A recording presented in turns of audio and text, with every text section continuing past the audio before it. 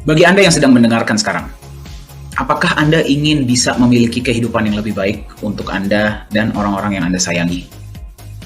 Apakah Anda ingin bisa membelikan rumah bagi orang yang Anda sayangi, bisa pensiun tanpa hanya harus mengandalkan pesangon, ya, bisa hidup dengan lebih layak, kualitas hidup Anda bisa meningkat, dan Anda punya income yang bisa menopang kehidupan Anda? Apakah Anda ingin bisa seperti itu? Nah, terkadang kita berpikir ya, kalau misalkan ditanya apakah mau atau tidak, pasti jawabannya mau. Tapi terkadang kita berpikir, bagaimana caranya kita bisa memiliki kehidupan yang seperti itu? Ya, ilmu ini tidak pernah diajarkan di sekolah. Ilmu ini tidak pernah diajarkan mungkin tidak diajarkan oleh orang-orang di sekeliling kita. Terkadang kita harus cari tahu sendiri. Menurut pakar dan orang-orang yang sudah mempelajari kesejahteraan, perbedaan antara orang-orang yang sejahtera dan orang-orang yang serba berkekurangan atau bahkan menengah ya, pas-pasan, adalah cara mereka mengatur keuangan mereka. Nah, definisi saya di sini bukan cuma tentang uang ya. Kalau misalkan hanya uang, banyak orang bisa punya banyak uang, tapi mereka tidak punya waktu untuk bersama keluarganya. Definisi kekayaan, kesejahteraan di sini yang saya maksud adalah Anda bisa punya kesejahteraan yang cukup sehingga Anda bisa melakukan apa yang Anda inginkan sehari-hari. Mari kita belajar dari pakarnya ya. Hari ini kita akan belajar tentang prinsip kesejahteraan, apa yang dilakukan oleh banyak orang-orang yang sejahtera di luar sana. Saya harap ilmu ini bermanfaat untuk Anda ya, dan bagaimana Anda juga bisa mengaplikasikannya dalam hidup Anda. Saya yakin Anda pasti pernah dengar tentang yang namanya Robert Kiyosaki. Apakah Anda pernah dengar? Kalau Anda sering ikut seminar motivasi atau sedang baca buku ya, Anda pasti pernah dengar tentang buku beliau. Robert Kiyosaki menulis sebuah buku yang bernama Rich Dad Poor Dad. Ya, buku ini menjadi fenomena internasional dan membantu sangat banyak individu di luar sana. Ya, mereka itu jadi bisa sejahtera, lebih memahami cara mengolah keuangan mereka dengan lebih baik. Salah satunya saya. Saya pun belajar banyak dari beliau. Nah, buku beliau kalau misalkan dirangkum ada beberapa poin-poin penting ya. Anda boleh baca, Anda silahkan pelajari, atau bukan Anda boleh ke YouTube dan mencari ya materi-materi dari Robert Kiyosaki. Beberapa poin-poin penting yang beliau sampaikan mengenai bagaimana caranya orang-orang yang sejahtera itu menjadi sejahtera. Di sini ada beberapa poin yang menarik ya. Mari kita lihat nomor 5. Kalau misalkan kita terjemahkan, poin nomor 5 berkata seperti ini. Anda setuju nggak? Orang-orang yang sejahtera, orang-orang yang kaya raya, mereka lebih berfokus kepada aset. Ketika orang-orang lain terlalu fokus meningkatkan pendapatan mereka. Jadi orang kaya, orang sejahtera fokus untuk menimbun aset. Orang yang biasa-biasa saja lebih fokus cari income tambahan, cari uang tambahan. Itulah kenapa orang-orang yang benar-benar sejahtera itu bisa memiliki waktu ketika orang-orang lain masih harus sibuk bekerja. Ya, kalau misalkan kita lihat nomor 8, beliau berkata seperti ini, jika saya ingin punya sesuatu, saya harus mendapatkan cash flow atau pendapatan yang cukup dari aset saya untuk bisa membeli hal tersebut. Kembali, mayoritas dari kita, saya pun pernah melakukan kesalahan ini. Kalau misalkan kita suka sesuatu, kita dapat gaji atau kita dapat komisi, ya, income kita langsung kita gunakan untuk membeli sesuatu yang kita inginkan. Orang sejahtera menimbun aset dulu. Aset itu menghasilkan untuk mereka, ya, baru kemudian hasil dari aset tersebutlah yang mereka gunakan untuk beli apa yang mereka inginkan. Ini perbedaan yang sangat besar bagi Anda yang sedang mendengarkan. Ya, perbedaannya adalah Anda harus bekerja atau tidak di kemudian hari. Ya, kalau kita lihat nomor 9, fokuslah untuk menambahkan aset Anda, bukan pendapatan atau income Anda. Ya, jadi kalau misalkan kita lihat dari nomor 5, nomor 8, dan nomor 9 ini, kalau misalkan Anda bisa tarik benang merahnya, Robert Kiyosaki setelah belajar dari sangat banyak orang-orang yang sudah sejahtera di luar sana, mengatakan bahwa satu-satunya cara agar Anda bisa menjadi benar-benar sejahtera di masa depan adalah dengan memiliki aset yang bekerja untuk Anda. Nah, mari sekarang kita lihat ya, perbedaan cara mengolah keuangan ketiga kelompok yang ada di luar sana. Kembali, saya tidak di sini untuk membicarakan siapapun ya. Ini adalah data. Ya, ini adalah data. Jadi kalau kita masih melakukan kesalahan, mari kita belajar untuk memperbaiki ya cara kita mengolah keuangan kita. Ada 3 kelompok. Kelompok pertama adalah kelompok yang serba berkekurangan, kelompok menengah, dan kelompok yang kaya raya. Kelompok yang serba berkekurangan, kita lihat ya, cara mereka mengolah uang mereka seperti ini. dapat pemasukan, misalkan gaji atau komisi, itu biasanya langsung digunakan untuk pengeluaran, misalkan untuk makan, untuk bayar kos, untuk transport, untuk beli HP. Ya, 3 yang pertama masih oke karena itu adalah sebuah kebutuhan. Kadang-kadang kita gunakan untuk beli HP yang mahal, kita gunakan untuk jalan-jalan dulu. Ya, yang terjadi adalah mereka tidak punya untuk ditabung. Saya harap ini tidak terjadi dengan Anda. Yang terjadi adalah karena tidak ada tabungan, mereka harus terus bekerja seumur hidup mereka. Ya, saya harap ini tidak terjadi kepada Anda. Kelompok yang kedua adalah kelompok yang menengah, masih lebih baik daripada kelompok yang pertama, tapi tetap saja mereka melarat kehidupannya, ya. Mereka punya gaji digunakan dulu untuk pasifa, ya. Pasifa itu adalah liabilitas, utang kartu kredit, jadi beli dulu bayarnya nanti, ya. Biasanya seperti itu, beli HP mahal dicicil, beli motor, beli rumah, ujung-ujungnya jadinya pengeluaran. Ya, kesannya masih lebih baik daripada yang pertama karena belinya sekarang, bayarnya nanti. Ya, itulah yang namanya liabilitas. Tetapi ujung-ujungnya sama saja karena Anda kena bunga. Bunga itu yang harus Anda bayar, cicilan yang harus Anda bayar, ujung-ujungnya Anda tetap saja harus terus bekerja. Banyak orang, dan saya tidak hanya membicarakan orang-orang yang di luar sana, ya. Banyak orang-orang yang saya kenal pun masuk di dalam kelompok yang pertama dan yang kedua. Ya, saya tidak bilang ini buruk, ya, ini adalah pilihan. Kalau semua orang mereka ingin tetap bekerja seumur hidup, ya silahkan. Namun kalau misalkan kita ingin pensiun ataupun pensiun dini, harus ada yang kita rubah. Ya. Nah, mari kita lihat yang ketiga. Nah, jadi di sini kita bisa melihat, ya, bahwa sebenarnya orang-orang yang sejahtera itu tidak berbeda dari kita. Mungkin terkadang mulainya pun di tempat yang sama. Yang berbeda adalah cara mereka mengatur keuangan mereka. Ya, karena kebanyakan dari orang-orang yang masuk di kelompok kaya raya, dari pemasukan mereka, misalkan dari gaji, ya, mereka kesampingkan. Mereka gunakan untuk yang dibutuhkan, mereka usahakan, mereka kesampingkan, ya, uang mereka untuk memberi aktiva atau aset. Ya, perbedaan antara aktiva dan pasiva adalah aset dan liabilitas adalah liabilitas mengambil uang dari kantong Anda. Ya, simpelnya seperti itu. Anda beli sesuatu yang nilainya terus susut, terus turun. Itulah yang namanya liabilitas. Contohnya handphone, contohnya mobil, dan sebagainya, itu adalah pasiva. Ya, karena dia nilainya terus turun, dia mengambil uang dari kantong Anda. Ya, bedanya dengan aset adalah aset sesuatu yang Anda beli. Nilainya terus naik, dan dia menambahkan uang ke kantong Anda. Ya, di masa depan. Itulah definisi aset. Ya, kembali saya ulang, perbedaan antara aset dan liabilitas adalah liabilitas nilainya turun, di jangka panjang berarti dia mengambil uang dari kantong Anda, aset memberikan uang dalam kantong Anda karena nilainya terus naik.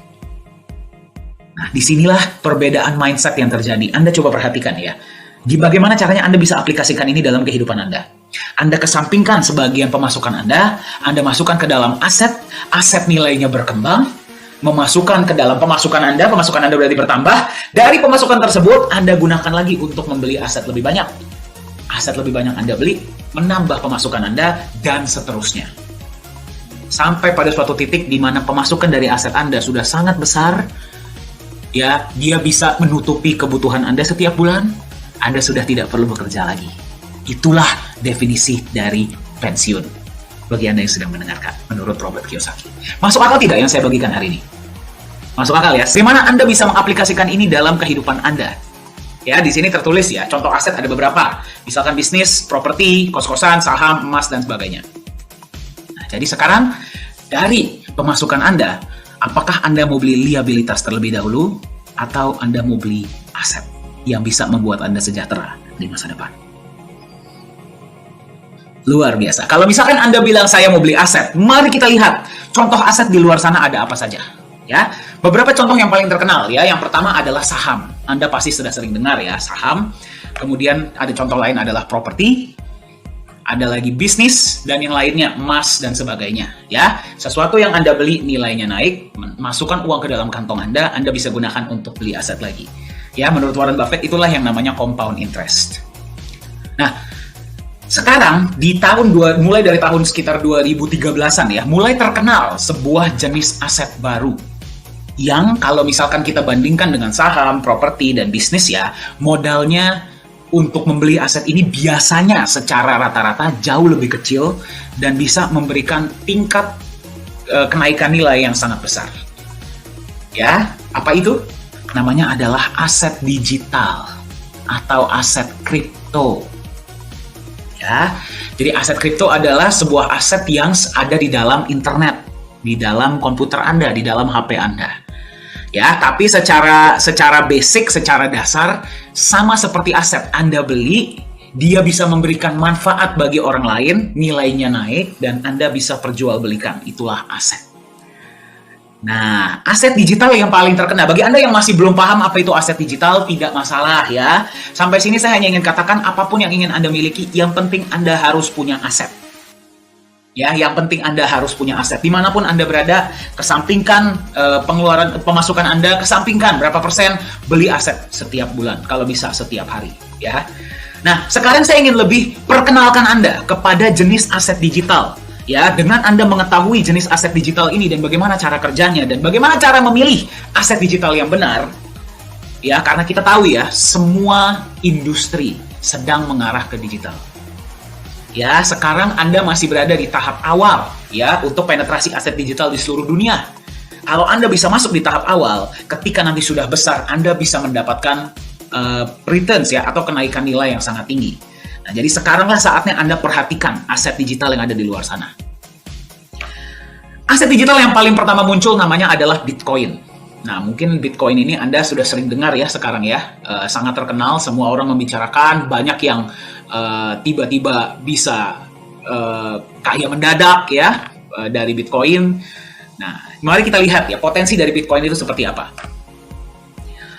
Kalau misalkan tadinya ya, mari kita sedikit flashback ya, kita berbicara di masa lalu. Misalkan di tahun 2011 contohnya ya. Di tahun 2011 Anda punya penghasilan berapa, Anda kesampingkan. Ya, nggak usah banyak-banyak. Di 2011 Anda beli sekitar 15 juta rupiah Bitcoin. Ya, nggak harus Anda beli langsung.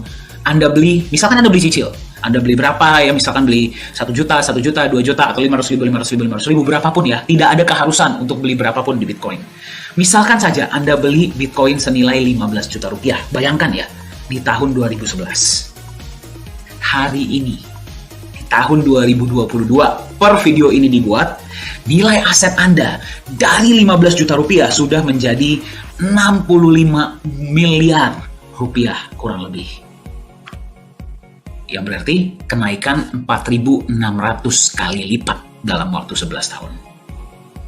Apakah ini luar biasa atau tidak? Ya, sangat luar biasa, betul? Ya, kita nggak usah ngomong 65 miliar deh, misalkan 10%-nya saja, 6,5 miliar. Sudah bisa merubah hidup Anda tidak sekarang? Sudah ya? Berarti Anda perhatikan nih, seberapa pentingnya Anda membeli aset, belilah di tahap awal, belilah ketika murah, betul? Dan Anda tunggu sampai dia nilainya naik. Nah, inilah potensi dari Bitcoin. Ya, berarti ini nggak tahu nih berapa persen ya, termasuk luar biasa, betul? Ya. Nah, sekarang pertanyaannya adalah, kok bisa Bitcoin ini memberikan returns ya, memberikan kenaikan nilai yang sangat luar biasa? Banyak orang akan bilang sama Anda mungkin ya gara-gara teknologinya sangat canggih, ya, atau komunitasnya besar, atau sekarang lagi heboh, misalkan, betul ya? Nah, sebenarnya alasannya simple, ya, cuman ada 2 alasan utama, ya. Tentu teknologinya memang canggih, memang komunitasnya besar. Tapi kalau kita ngomong secara logika, sebenarnya hanya ada 2 alasan. Yang pertama adalah marketnya yang global. Yang berarti Anda kalau misalkan beli Bitcoin di Indonesia, Anda bisa jual Bitcoin di Singapura, Anda bisa jual di Amerika, Anda bisa jual di Afrika, dimanapun di seluruh dunia selama Anda jaringan internet. Ya, berbeda dengan saham yang hanya bisa Anda jual belikan di negara tertentu, betul? Ya, berbeda dengan properti yang bahkan bukan negara tertentu, tapi hanya daerah tersebut biasanya. Kalau untuk orang di luar sana akan sulit. Ya, dan juga aset-aset lainnya. Jadi Bitcoin ini mempunyai market yang jauh lebih besar dibandingkan dengan aset-aset lainnya. Itulah alasan pertama. Itulah kenapa saya bilang mari kita pelajari tentang aset digital ya, karena bisa memberikan Anda kenaikan yang sangat luar biasa. Alasan kedua adalah jumlahnya terbatas. Maksudnya apa? Ya, kalau aset digital tersebut sudah ditentukan dari awal nilainya adalah sekian, dia tidak bisa bertambah. Ya, jadi dia ini seperti barang langka. Ya, bagi Anda yang mungkin punya barang antik ya, Anda bayangkan kalau Anda beli di awal barang antik tersebut harganya berapa, sekarang pasti sudah mahal, betul? Karena sudah nggak bisa dapat lagi barang seperti itu. Atau misalkan Anda beli limited edition, barang yang limited edition. Kenapa kalau misalkan ada barang yang limited edition langsung habis? Ya, karena memang tidak ada lagi barang itu. Ya, Bitcoin supply-nya hanya 21 juta. Ya, Nagaya yang akan saya perkenalkan kepada Anda hari ini adalah 50 juta supply-nya. Tidak bisa bertambah. Ya, jadi itulah kenapa harganya bisa naik meroket sangat tinggi. Marketnya besar, barangnya terbatas. Ya, pasti nilainya akan naik sangat tinggi. Setuju ya? Nah, tadi kalau misalkan kita lihat Bitcoin itu kenaikannya sangat luar biasa, Anda bayangkan Bitcoin itu hanya di sini loh.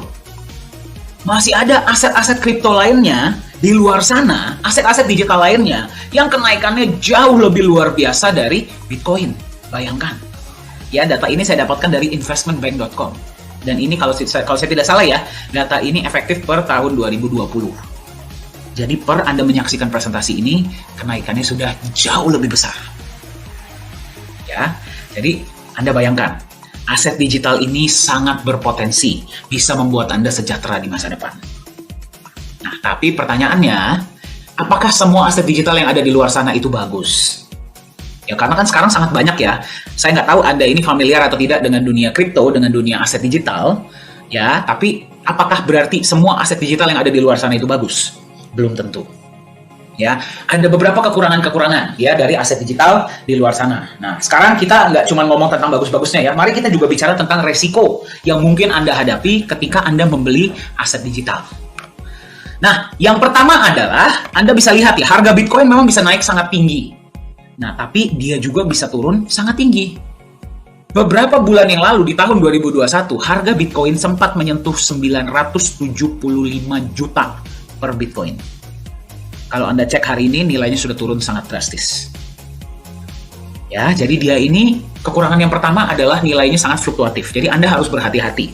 Ya, kalau misalkan Anda beli aset kripto di luar sana, memang dia berpotensi naik sangat tinggi, tapi dia juga bisa turun sangat tinggi. Itu yang pertama. Ya, karena tidak adanya aset yang membackup. Jadi semuanya itu hanya purely market saja. Jadi berhati-hatilah ketika Anda membeli aset kripto. Nah, kemudian belum lagi banyak yang tidak jalan proyeknya ataupun banyak yang scam. Ya, Anda bisa lihat ya, tiap hari pasti Anda pernah dengar perusahaan ini ditutup OJK, perusahaan ini seperti ini, perusahaan ini seperti itu. Ya, hal ini terjadi karena memang peraturan atau ketegasan terhadap aset kripto ini masih belum terlalu ketat.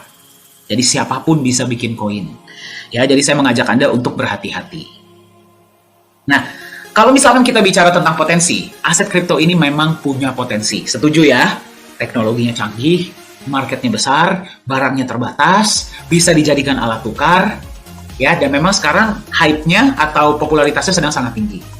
Jadi, apakah Anda setuju kalau misalkan ada aset kripto yang mengambil positif-positifnya, yang tadi saya sebutkan ya, tapi resikonya bisa kita kelola agar minimal tidak terlalu tinggi. Menurut Anda berpotensi tidak? Berpotensi ya. Nah, jadi ada 7 checklist, ya, ada 7 poin penting yang bisa Anda gunakan ya ketika Anda ingin memilih aset kripto yang tepat. Nah, 7 checklist ini bukan cuma kita sharing untuk Nagaya ya, bagi Anda yang sedang memperhatikan, ini bukan cuma untuk Nagaya, tapi juga bisa Anda gunakan untuk memilih aset kripto apapun. Ya, kalau mereka memang bisa memenuhi ke-7 checklist ini, mereka punya peluang lebih besar untuk bisa bertahan di jangka panjang. Ya, jadi Anda silakan catat 7 checklist ini agar ketika Anda memilih aset kripto, sebenarnya kalau misalkan Anda perhatikan, 7 checklist ini bisa juga Anda gunakan untuk memilih aset apapun. Ya, bukan cuma kripto. Ya, jadi silakan gunakan 7 checklist ini. Nah, sekarang pertanyaannya, apakah ada aset kripto di luar sana yang bisa memenuhi benar-benar ke-7 checklist ini? Kita perhatikan ya, sebuah perusahaan harus punya visi dan misi yang jelas. Apakah Anda setuju? Setuju ya, kalau enggak, ya buat apa dibuat? Betul tidak? Ujung-ujungnya dia tidak akan jalan.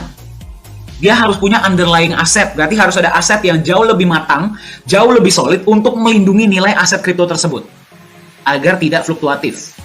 Setuju ya? Kemudian ada proyeknya jelas, dan proyeknya memberikan benefit kepada pemegangnya. Betul ya? Kalau misalkan dia tidak punya proyek, uangnya tidak diputarkan, berarti Anda beli aset mati. Gimana caranya dia bisa berkembang? Ya, ujung-ujungnya menjadi bubble. Ya, jadi nomor 3 penting ya. Nomor 4 dan nomor 5 ini sangat penting karena dia saling bergandengan tangan. Legalitas dan transparansi. Apakah Anda setuju? Sebuah perusahaan harus legal dan harus punya transparansi yang jelas? Setuju ya? Kemudian dia harus punya tim manajemen yang kompeten. Tim manajemen yang ahli dari berbagai bidang saling berbaur untuk membuat perusahaan ini atau aset ini berkembang. Setuju? Kalau yang jalanin nggak jelas, ya sebagus apapun konsepnya, dia pun tidak akan jalan, betul? Ya. Kemudian, kalau 1 sampai yang ke-6 sudah terbukti atau sudah bisa dipenuhi, yang ke-7 ini akan terjadi dengan sendirinya. Ya, karena aset kripto namanya adalah cryptocurrency. Ya, cryptocurrency berarti harus bisa digunakan sebagai alat tukar. Nah, pertanyaannya, kenapa mereka bisa diterima sebagai alat tukar kalau 1 sampai 6 saja tidak bisa dipenuhi, betul? Nah, jadi saya ingin mengajak Anda untuk mengenal. Ya, hari ini saya ingin memperkenalkan kepada Anda sebuah aset kripto seperti Bitcoin, ya, tapi memang konsepnya berbeda yang bisa Anda jadikan pertimbangan untuk Anda jadikan aset masa depan Anda. Ya, aset kripto ini yang sedang berputar-putar di depan Anda bisa lihat ya, namanya adalah Nagaya. Nah, jadi Nagaya ini bagaimana cara kerjanya? Seperti apa konsepnya? Apakah dia bisa memenuhi ke-7 checklist ini? Sebelum saya masuk ke Nagaya, Anda setuju ya? Kalau sebuah perusahaan atau aset kripto bisa memenuhi 7 checklist, dia berpotensi ya untuk nilainya naik di jangka panjang? Berpotensi. Mari kita lihat sama-sama konsep Nagaya seperti apa. Yang pertama, visi dan misi yang jelas.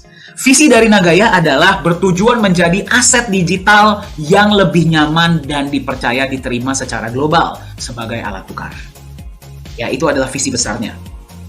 Nagaya dibuat dengan konsep yang diharapkan bisa membuat harganya relatif lebih stabil dengan kecenderungan naik dalam jangka panjang. Ya, jadi Nagaya ini dibuat agar bisa dijadikan alat tukar yang lebih nyaman seluruh dunia. Salah satu kehebatan dari aset kripto yang memang tadi belum saya sebutkan adalah ya, bisa Anda perjualbelikan di seluruh dunia, bisa Anda transfer ke seluruh dunia. Ya, Bitcoin bisa, Ethereum bisa, Ripple bisa, aset kripto lainnya bisa, Nagaya pun bisa. Nah, pertanyaannya agar bisa menjadi aset kripto yang lebih nyaman dan dipercaya, konsepnya harus jelas, legalitasnya harus jelas, transparansi harus jelas, dia harus memiliki ke-7 checklist tadi. Ya, jadi kok bisa Nagaya ini nanti yang kami harapkan lebih bisa diterima secara global. Kita akan lihat sama-sama konsepnya, ya. Hari ini, per presentasi ini, video ini dibuat, Anda menemukan Nagaya di harga 2,62 US dollar per koin. Total supply hanya ada 50 juta, dan yang bisa beli dari seluruh dunia. Anda mau beli 1 koin boleh, Anda mau beli 10 boleh, 100 boleh, 15 boleh, 20 boleh, 10.000 boleh, terserah Anda. Tidak ada batasan dan tidak ada minimal. Ya, sebenarnya ada batasan ya. Per akun hanya boleh beli 100.000 Nagaya, tidak boleh lebih. Tapi untuk minimal hanya 1 koin. Ya, bagaimana cara belinya? Silahkan mengkontak yang memberikan Anda informasi ini, ya, atau boleh kontak kami dari manajemen. Nah, tadi kita sudah lihat ya, aset itu adalah sesuatu yang Anda beli, nilainya naik. Berarti menambahkan uang di kantong Anda. Nah, hari ini harga Nagaya adalah 2,62. Diprediksi oleh aktuaria Singapura, dalam waktu 5 tahun, harga Nagaya bisa mencapai 100 US dollar bahkan lebih. Ya, dalam waktu 5 tahun atau kurang. Ini hanya prediksi ya, jadi bisa lebih, bisa kurang. Nah, pertanyaannya bagaimana caranya? Oke, sebelum kita masuk ke bagaimana caranya, luar biasa tidak? Kalau Anda beli hari ini di harga 2,62, misalkan Anda beli 100.000 ya, bisa menjadi 100 dolar dalam waktu 5 tahun atau bahkan lebih. Menurut Anda luar biasa tidak? Luar biasa ya kenaikannya ya. Nah, sekarang bagaimana caranya? Apa konsepnya? Ya, mari kita lihat sama-sama. Berarti checklist pertama terpenuhi ya, visi dan misi yang jelas. Berarti Nagaya ini dibuat punya tujuan yang jelas. Nah, sekarang mari kita lihat poin kedua dan poin ketiga. Di Nagaya, 50% dari dana awal pembelian Nagaya Anda digunakan untuk membeli cadangan emas. Ya, jelas ya, kenapa nggak 100%? Karena kalau 100% jadi stablecoin, percuma. Ya, 50% di awal itu digunakan untuk membeli cadangan emas awal, yang berarti 50% dari dana pembelian awal Anda sudah dilindungi dalam bentuk emas. Ya, Nagaya akan juga menjalankan proyek-proyek real. Ya, proyek-proyek ini proyek-proyek fisik nanti kedepannya akan terus bertambah. Sekarang per video ini dibuat memang yang baru jalan adalah satu proyek. Nah, dari proyek ini akan ada alokasi yang digunakan untuk menambahkan cadangan emas Anda. Ya, dan juga benefit-benefit lainnya dari proyek. Ya, berapa penambahan emasnya kita tidak bisa sebut. Kenapa? Karena konsepnya seperti secara syariah. Ya, kalau Anda berada di dunia dagang atau di dunia bisnis, Anda tahu ya, tidak ada bisnis yang selalu 100% untung. Ya, di Nagaya, ketika terjadi keuntungan, kita bagi rata semua koin yang berharga. Ya, kita akan tunjukkan transparansi kita, itu adalah laporan laba rugi setiap bulan. Ya, ketika misalkan pada bulan itu proyek tidak menghasilkan keuntungan, cadangan emas yang sudah ada tidak akan terganggu. Ya, jadi seperti itulah konsep di Nagaya. Nah, sekarang Anda bayangkan, sekarang Anda menemukan Nagaya di tahap awal, yaitu adalah tahap pre-sale. Pada saat ini, proyek yang berjalan baru satu. Ya, kedepannya proyek akan terus bertambah. Nanti bayangkan kalau misalkan kita sudah jalankan proyek kedua, berarti Anda akan menerima penambahan emas dari 2 proyek, betul tidak? Ya, ketika proyek ketiga sudah jalan, Anda akan menerima, bayangkan Anda akan menerima penambahan emas dari 3 proyek. Kalau 4 proyek sudah berjalan, dari 4 proyek, 5 proyek sudah berjalan, dari 5 proyek, dan seterusnya. Ya, jadi tanpa Anda harus apa-apakan, proyek-proyek Nagaya ini akan bertambah. Ya, jadi fokus kita adalah memaksimalkan proyek-proyek agar memberikan benefit yang terbaik untuk Anda. Ya, ini kita masih belum berbicara tentang benefit lainnya ya dari proyek ya, dalam wujud cash. Ini kita baru berbicara tentang emas yang Anda terima dari proyek-proyek di dalam Nagaya Anda. Ya, jadi seperti itulah konsep Nagaya. Nanti kita akan lihat sama-sama ya proyeknya seperti apa. Anda bisa lihat ya, ini adalah sebuah ilustrasi penambahan emas di Nagaya Anda. Nah, Anda bisa lihat ya, garis yang hijau itu adalah penambahan emas. Anda boleh perhatikan, penambahan emasnya ini memang pelan-pelan ya, stabil, naiknya sedikit-sedikit tapi dia naik. Ya, Anda bisa lihat kalau yang warna biru mayoritas aset lain, misalkan terjadi FUD ya, atau misalkan goncangan yang luar biasa di market kripto, mayoritas aset-aset kripto lainnya akan drop. Anda bisa lihat kalau harga Bitcoin turun, harga aset lainnya pun ikut turun. Tetapi nilai Nagaya Anda tidak akan turun di bawah nilai emas yang membackup. Karena Anda nggak akan mau jual Nagaya Anda di bawah nilai emas yang memang sudah membackup, setuju tidak? Dan pelan-pelan backup ini kita naikkan. Ya, dari proyek tersebut. Itulah kenapa emas di Nagaya bertindak bukan hanya sebagai pelindung nilai, tapi pemberi nilai.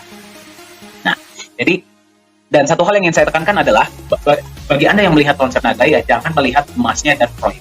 Lihatlah Nagayanya. Emas dan proyek ini adalah pendukung untuk mewujudkan visi besar kita, yang merupakan aset yang lebih nyaman diterima sebagai alat tukar di seluruh dunia. Jadi Anda perhatikan ya, poin 2 dan poin 3 checklist. Ya, jadi Nagaya punya visi yang jelas, ada underlying asetnya, proyeknya jelas, transparan dan memberikan benefit. Ya, pada tahap ini saya tanya sama Anda, ya, apakah bisa Nagaya masuk akal tidak kalau suatu saat akan menjadi $100 per koin atau lebih? Sangat-sangat masuk akal. Ya, sekarang mari kita lihat transparansi dan legalitas dari Nagaya. Nah, ini adalah tambahan ya, tambahan yang akan kita berikan kepada Anda sebagai pemegang Nagaya. Bagaimana agar Anda tetap percaya ya kepada Nagaya dan nyaman memegangnya untuk waktu yang lama. Nagaya ini kita ciptakan seperti tadi ya, aset yang nyaman Anda pegang untuk waktu yang lama. Ya, jadi kita menambahkan legalitas dan transparansi ini untuk menambahkan kepercayaan dan kenyamanan Anda sebagai pemegang Nagaya. Apapun yang akan Anda lihat setelah ini tidak diharuskan di dalam dunia kripto. Anda boleh cek, tidak ada keharusan sebuah aset kripto atau aset digital itu perlu punya badan hukum, perlu di backup, perlu ada proyeknya perlu transparan, itu tidak ada. Apapun yang Anda lihat di Nagaya ini adalah sukarela, ya, diberikan oleh perusahaan karena memang visi kita dari awal membangun kepercayaan dan nilai melalui legalitas dan transparansi. Seperti apa transparansi yang bisa Anda lihat di Nagaya? Ini adalah beberapa di antaranya ya. Yang pertama adalah transparansi cadangan emas Nagaya. Yang kedua adalah transparansi tempat penyimpanan emas Nagaya. Kemudian adalah transparansi laporan laba rugi proyek Nagaya setiap bulan, dan transparansi hasil audit emas dan proyek-proyek Nagaya. Mari kita lihat sama-sama transparansinya seperti apa. Yang pertama, Anda bisa melihat emasnya seperti apa, ya. Emasnya dibeli dari mana, emasnya jenis apa, kemudian bukti pembeliannya seperti apa, Anda bisa lihat. Ya, itu yang pertama. Yang kedua, emas Anda disimpan di satu tempat yang namanya The Safe House Singapura. Tempat ini diregulasi oleh pemerintah Singapura dan digunakan oleh banyak bank-bank besar dan institusi besar untuk menyimpan logam mulia mereka. Seperti apa tempatnya? Seaman apa tempatnya? Kita akan lihat sama-sama. Nah, ini adalah kotak yang namanya Class 2 Box yang digunakan untuk menyimpan emas. Seperti apa proses penyimpanannya? Kita akan lihat sama-sama. Ini adalah CEO Nagaya, yaitu Pak Yohanes Chandra. Anda yang sudah sering ikut sesi-sesi online pasti beberapa kali sudah melihat ya, beliau sering sharing. Nah, ini adalah ketika emasnya akan disimpan di dalam kotak. Anda bisa lihat ya, harus terlebih dahulu diberikan kepada staf The Safe House untuk mereka periksa. Setelah mereka sudah memeriksa, mereka akan simpan di dalam kotak. Kita dari pihak Nagaya sudah tidak boleh lagi menyentuh emas tersebut. Setiap kali ada penyimpanan emas, pasti ada saksi ya dari berbagai negara yang bisa menyaksikan penyimpanan emas tersebut. Seperti yang Anda tadi lihat ya.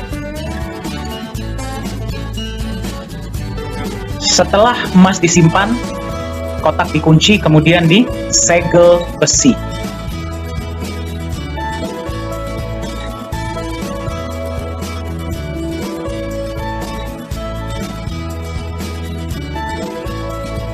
Anda lihat ya, tingkat keamanannya itu sangat-sangat tinggi. Jadi emas Anda itu disimpan di tempat yang sangat aman.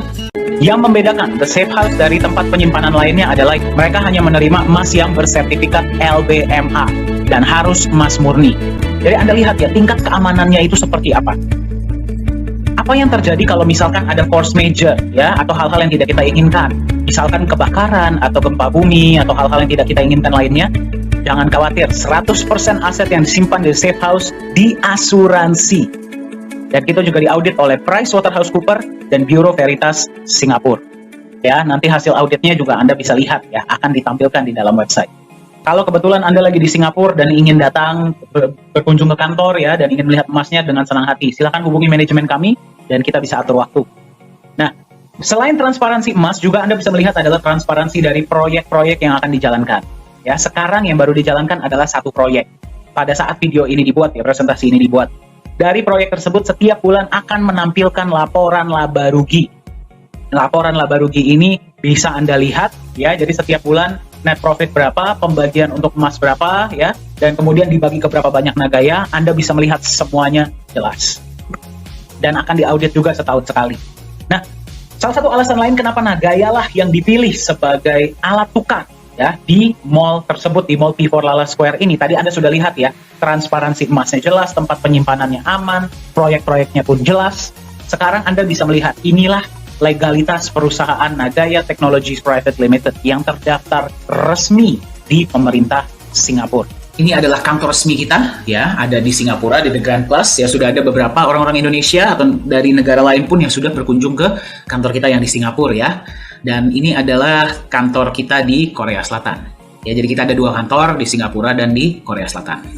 Di transparansi dan legalitas checklist ya, Anda bisa melihat bahwa Nagaya ini sangat berfokus kepada transparansi dan legalitas. Kenapa? Agar Anda merasa nyaman. Ya, agar Anda merasa nyaman memegang Nagaya Anda sebagai aset masa depan yang suatu saat bisa Anda wariskan kepada orang-orang yang Anda sayangi. Itulah visi dari Nagaya. Nah, sekarang mari kita lihat siapa orang-orang luar biasa di balik Nagaya ya yang menjalankan Nagaya Anda ini ya. Nah, ini adalah tim manajemen inti kita ya. CEO adalah Pak Yorat Yohanes Chandra. Beliau sudah berada di dunia teknologi, sudah berada di dunia blockchain, menambang Bitcoin sudah dari tahun 2011 ya. Beliau ini lulusan Jerman, beliaulah yang membuat sistem blockchain dari Nagaya beserta tim ya. Jadi beliau ini pakar dari IT. Nah, Anda kalau misalkan sudah beberapa kali ikut acara-acara dari Nagaya, Anda pasti sudah sering mendengar ya pesan-pesan dan visi dari Pak Yohanes Chandra. Ya. Anda juga boleh masuk ke YouTube ya untuk melihat beberapa pesan-pesan dari beliau mengenai Nagaya. Nah, beliaulah CEO asli orang Indonesia ya. Kemudian co-founder adalah Ibu Yuli Yolanda. Ya, Bu Yuli ini adalah seorang entrepreneur di beberapa negara, pebisnis ya, punya bisnis di berbagai negara. Beliau orang Indonesia tapi sudah warga negara Singapura. Ya, itulah kenapa kita bisa mendaftarkan perusahaan di Singapura, ya. Chief Business Development Officer adalah Profesor Jung Hee Chul ya. Tadinya beliau memegang posisi CMO, per tahun 2022 berpindah posisi ya. Beliau ini adalah lecturer atau dosen ya, mantan orang pemerintahan juga di Korea Selatan. Dan Anda bisa melihat ya nanti kenapa kok kita bisa ada kantor di Korea Selatan, itu ada artinya ya. Nah, jadi fokus beliau sebagai CBDO adalah mencari vendor-vendor yang bisa bekerja sama dengan Nagaya untuk bisa dijadikan alat tukar. Ya. Chief Marketing Officer kita adalah Mr. Bruce Davis ya. Beliau berada di Amerika Serikat, tepatnya di Salt Lake City di Utah. Pengalaman beliau ini sangat luar biasa. Beliau sudah berkecimpung ya, sudah malang melintang di dunia bisnis. Beliau sudah menjadi eksekutif untuk sales untuk beberapa perusahaan-perusahaan besar. Jadi beliau pakar ya untuk sales dan marketing. Perusahaan banyak yang beliau angkat dari nol bisa jadi perusahaan jutaan dolar. Jadi beliau ini sangat pengalaman di dunia sales.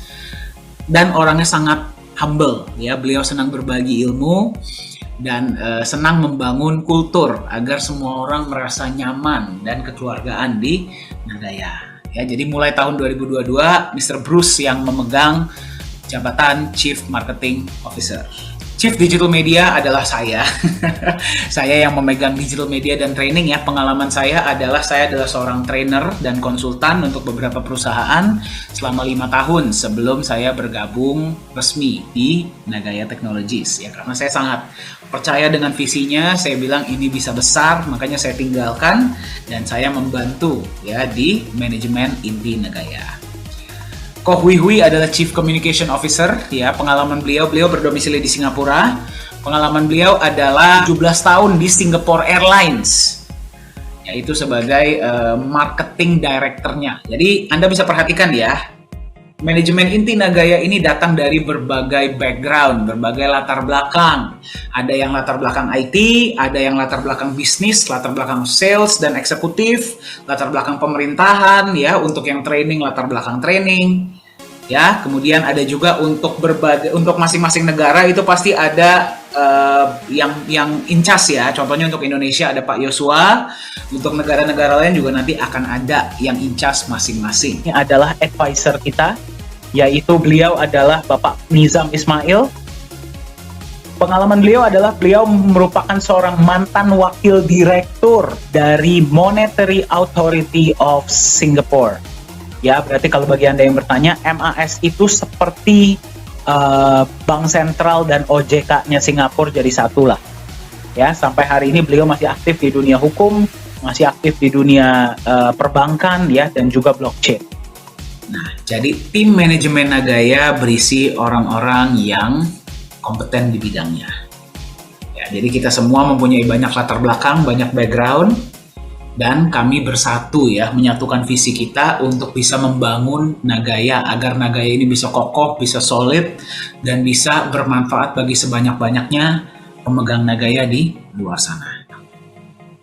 Nah, sekarang kalau misalkan kita nggak usah ngomong yang poin ke-7 ya, poin 1 sampai poin ke-6 saja. Menurut Anda Nagaya sudah berpotensi tidak menjadi $100? Ya. Dengan adanya poin 1 sampai poin 6, menurut Anda, apakah bisnis-bisnis vendor akan merasa lebih nyaman untuk menerima Nagaya sebagai alat tukar? Pasti. Ya, itulah kenapa kami agak kurang nyaman ya kalau mendengar ada perusahaan kripto yang ngomongnya tentang utilitas duluan atau penggunaan alat tukar duluan sebelum bisa membuktikan 6 poin tersebut ya. Nah, bagaimana dengan Nagaya? Apakah Nagaya bisa digunakan sebagai alat tukar? Mari kita lihat sama-sama ya. Nah, ini adalah ketika kita diundang ya, saya dan Pak Yohanes Chandra ini sempat kemarin diundang untuk berbagi tentang konsep Nagaya di sebuah acara Blockchain Summit ya di Dubai. Nah, Anda bisa lihat ya, ini adalah kita, jadi kami sangat bersyukur ya, waktu itu berbicara kepada, kalau saya tidak salah, audiens dari 148 negara sudah mendengar tentang konsep dari Nagaya sebagai hybrid crypto asset ya. 2020 ini Anda bisa lihat ya, CEO Nagaya Pak Yohanes Chandra bersama dengan Chief Marketing Officer kita ya, bersama dengan pihak mall menandatangani MOU. Pada tahun 2023 mall ini operasional, Nagaya lah yang akan digunakan sebagai alat tukar. Ya, kami terkejut campur bahagia, campur bangga ya. Bayangkan, Nagaya ini masih dalam tahap ICO atau masih dalam tahap pre-sale. Kita belum masuk market. ya, tetapi sudah ada yang mengapresiasi ya dan meminang Nagaya ini dan nanti akan digunakan sebagai alat tukar. Berarti mewujudkan visi awal kita ya, menjadi alat tukar yang lebih nyaman diterima secara global dan dipercaya ya secara global.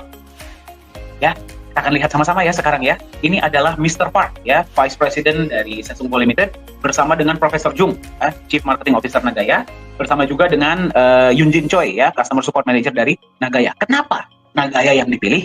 Mari kita lihat sama-sama. 안녕하세요. 나가야 테크놀로지 서비스 담당자 최은지입니다. 오늘은 피포 라라스케어 최고 경영자를 모셨습니다. 간단하게 자기소개 부탁드립니다. 안녕하세요. 나가야 회원 여러분. 저희 회사는 한국에 있는 세종시에 한국의 새로운 행정수도를 만들고 있는 도시에서 쇼핑몰을 건축하고 있는 세성이라는 회사의 부사장으로 있는 박병이라고 합니다. 만나서 굉장히 반갑습니다. 네, 가상화폐를 쇼핑몰 내 결제수단으로 채택하신 이유가 있을까요? 저희 회사에서는 이제 개인적으로도 그렇고 저희 회사 방침도 앞으로 전 세계의 흐름은 가상화폐 쪽 또는 전자화폐 쪽으로 흘러갈 거라고 저희는 확신하고 있습니다. 그래서 그 중에 가장 안정적인 코인들을 저희도 찾고 있고 또 추가로도 계속 검토를 하고 있지만 그 중에 나가야 코인 같은 경우에는 니켈 광산이라는 자산을 담보로 해서 발행하는 코인이다 보니까 그리고 다들 아시겠지만 니켈이라는 광석 자체가 앞으로 4차 산업 혁명 시기에 핵심 금속이다 보니까 광물이다 보니까 저희는 그걸 기반으로 한 나가야 코인을 굉장히 매력적으로 보고 있습니다. 물론 저희가 극복해야 될 또 부분도 있습니다. 전 세계 각국의 국가들이 전자화폐에 대해서 다들 검토하고 있고 또 두려워하는 면도 있다 보니까 법적인 선행이 따라야겠지만 우리는 한국에서 법으로 허용하는 범위 내에서는 나가야 코인을 적극적으로 도입해서 저희 쇼핑몰이 가능하면 가장 성공적으로 활용할 수 있는 모범적인 사례가 되게 하려고 저희는 돌입하게 됐습니다. 나가야와 세성이 함께할 향후 계획에 대해서 말씀해 주실 수 있을까요? 네, 이거는 이제 제가 꿈꿔보는 얘기인데요. 저희 나가야 코인이 앞으로 저희 라라스퀘어에서만이라도 기존에 쓰시던 화폐 이상의 편리함과 그리고 기존에 쓰시던 어떤 지불 수단보다도 편리하게 사용하실 수 있게끔 저희가 추구하는 목표를 갖고 있습니다. 물론 아까도 말씀드렸던 법이 허용하는 범위를 따라가야 되겠지만 저희는 최대한 사용자 입장에서 그리고 나가야 코인의 회원 입장에서 어떻게 하면 편리하게 쇼핑을 하실 수 있고 편리하게 생활하실 수 있는 일을 모두 다 도입해보고 하는 목표를 갖고 있습니다. 그래서 앞으로는 저희 쇼핑몰에서 환전도 하실 수 있고 또 거기서 가장 편하게 사용하실 수 있는 방법을 나가야 코인 본사하고도 꾸준히 그리고 계속 끊임없이 노력을 하고 연구를 해갈 계획입니다.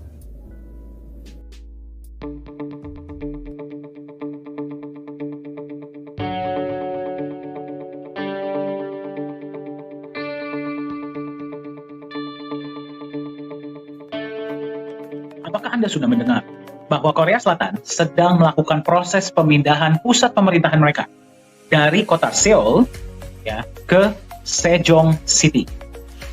Sejong City ini dipersiapkan untuk menjadi pusat pemerintahan baru Korea Selatan dan Sejong City ini juga sedang dipersiapkan untuk menjadi sebuah self-governing city atau smart city atau kota pintar. Nah, yang luar biasa adalah di Sejong City ini, pemerintah Korea Selatan bersama dengan developer mall yang bernama Samsung Co Limited sedang membangun sebuah mall. Mall ini bernama P4 Lala Square. Nah, kita akan lihat sama-sama mallnya terlihat seperti apa ya. Mall ini akan dipersiapkan juga untuk menjadi sebuah smart mall atau mall pintar, yang berarti akan ada banyak integrasinya dengan teknologi. Mall ini akan menjadi mall cryptocurrency pertama di dunia. Apa itu cryptocurrency? Mata uang digital. Yang berarti semua pembayaran yang berlaku di dalam mall ini, kalau misalkan Anda datang sana, Anda mau belanja, atau mau beli kebutuhan sehari-hari, ya, atau anaknya mau main, Anda tidak bisa bayar pakai uang cash, Anda tidak bisa bayar pakai kartu kredit, Anda hanya bisa bayar menggunakan mata uang digital atau cryptocurrency. 오늘보다 내일이 더욱 빛나야 할 당신. 눈이 아닌 마음에 새겨질 공간 철학을 담은 복합 컬처랜드 라라 스퀘어. 행복과 성공이라는 단어가 눈부신 피날레가 되어 당신 삶에 머무를 것입니다. 당신이 뛰고 남긴 발자국이 성공 키워드가 됩니다. 라라 스퀘어가 말하는 최고의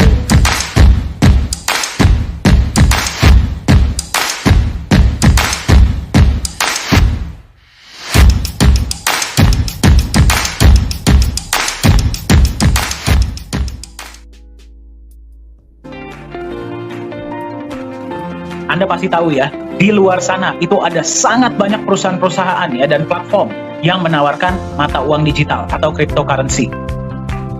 Dari sekian banyak mata uang digital yang ada di luar sana, pemerintah Korea Selatan bersama dengan developer mall Sesungpo Limited pada awal tahun 2020 membuat sebuah keputusan bahwa nanti ketika mall ini operasional di tahun 2023 hanya akan ada satu mata uang digital yang akan digunakan. Dan yang mereka pilih adalah sebuah aset digital yang di backup emas yang namanya adalah Nagaya. Pertanyaan saya kepada Anda adalah, kalau misalkan Anda bisa memiliki sebuah aset digital yang akan dijadikan sebagai satu-satunya alat pembayaran di sebuah mall, dan Anda bisa beli sekarang, Anda ingin miliki tidak? Ingin miliki. Berapa banyak koin Nagaya yang ingin Anda miliki? Jadi Anda bisa mendengar langsung bahwa Nagaya lah yang dipilih karena stabilitasnya dan karena ada kolateralnya, backupnya, yang merupakan emas dan proyek-proyek dari Nagaya. Nah, Anda sudah bisa melihat ya, berarti di Nagaya semua 7 poin terchecklist. Ya, visi dan misi yang jelas, ada underlying asetnya, proyek yang jelas dan memberikan manfaat, transparan, legalitas jelas, tim manajemen yang kompeten, dan sudah diterima sebagai alat tukar. Nah, hari ini Anda menemukan Nagaya di harga 2,62. Ya, Nagaya ini mengikuti yang namanya adalah tahap progressive ICO. Ya, yang berarti harga tidak naik berdasarkan penjualan ya, karena Nagaya ini masih belum masuk market. Harapan kami adalah tahun 2022 ini kita akan masuk market.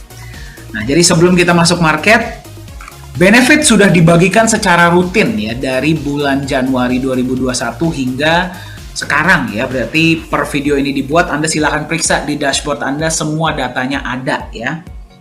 Nah, kenaikan harga berdasarkan benefit yang diberikan sesuai dengan acuan dari aktuaria Singapura. Ya, berarti kalau misalkan Anda beli di tahun 2018, pertama kali perusahaan diluncurkan, harga adalah $1. Ya, kemudian harga naik menjadi 1,1, 1,25, 1,36, 1,48, 1,61, 1,75, 1,9, 2,06, 2,22, 2,35 dan sekarang ada di 2,62. Ya, berarti kalau misalkan Anda beli dari awal, uang Anda sudah hampir bernilai 3 kali lipat. Ya, sudah 2,5 kali lipat. Inilah definisi dari aset. Sesuatu yang Anda beli, nilainya naik. Dari kenaikan tersebut, Anda bisa gunakan untuk membeli lebih banyak aset. Ya, dan Anda bayangkan, ini bahkan sebelum kita masuk di market. Rencana kita masuk market ini adalah ketika sudah mencapai penjualan 11.250.000. Berarti akan lebih banyak orang di luar sana yang akan lebih mengenal Nagaya. Percayalah kalau saya bilang Anda mengenal Nagaya di tahap awal. Ya, belum lagi ketika nanti tahun 2023 P4 Lala Square akan mulai beroperasi. Ya, pada saat itu wah kita sudah nggak tahu ya harga Nagaya sudah berapa. Nah, terus kemudian ini belum sempat saya bagikan ya, tapi mungkin akan saya bagikan di lain kesempatan. tahun 2024 rencananya kami akan menjalankan peer-to-peer loan menggunakan Nagaya sebagai jaminan atau kolateral ya. Jadi seluruh dunia nanti bisa saling pinjam meminjam dengan menggunakan Nagaya sebagai jaminan. Nah, nanti ini akan saya bagikan konsepnya di lain waktu ya. Tapi sudah direncanakan untuk tahun 2024. Target dari aktuaria Singapura adalah harga bisa mencapai $100, tapi apakah kita akan berhenti di sana? Tidak. Akan ada lebih banyak proyek-proyek yang akan dijalankan, akan ada lebih banyak inovasi-inovasi yang akan dijalankan, akan ada lebih banyak penggunaan-penggunaan dari Nagaya di seluruh dunia. Tapi Anda ingat, supply Nagaya hanya ada 50 juta. Dan Anda menemukannya di harga 2,62. Jadi di harga berapa Anda mau beli Nagaya? Silahkan Anda tentukan